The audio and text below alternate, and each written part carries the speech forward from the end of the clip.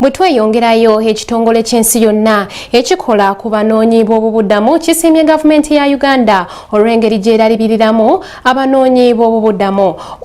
Omumyuka w'omubaka w'ekitongole ky'ekibiina ky'amawanga amagatte ekikola ku babundabunda agamba nti enteekateeka za Uganda ziganyudde ababundabunda. Nakaweesa Hairati abaddeyo nga bino byogera.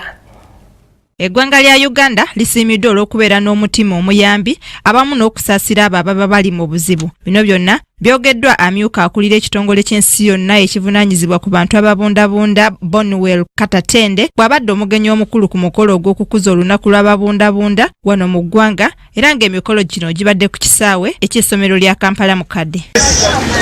Our gratitude to the people and the government of Uganda. I have traveled a lot in Uganda, met with local people, met with refugees, and I would like to tell you, those who are standing with us, with the refugees, as I speak today.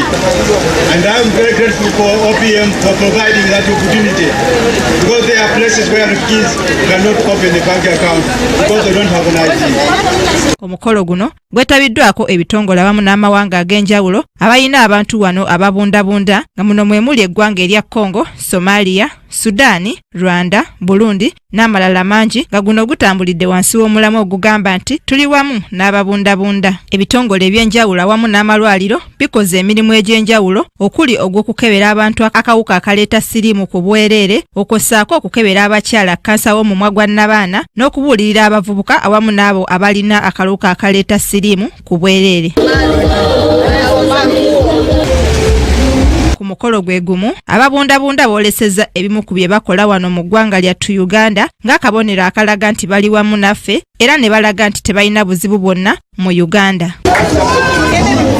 Babamu ku bakulu abakulira ababundabunda bano basiimye amasomero wamu n'ebitongole eby'enjawulo okuba nti tebakisosola bayizi bano bwe babeera nabo era ne begattira wamu nabo nga n'abamu ku bo kati bakulembeze mu masomero ago. Twebale kubeerawo olwaleero tusaba bwongere okuyamba abanoonyi b'obubuddamu nga tubaweereza nga bwe tuweereza Abannayuganda, kubanga tomanya naffe ekya tuyinza okwesanga nga tuli waabwe.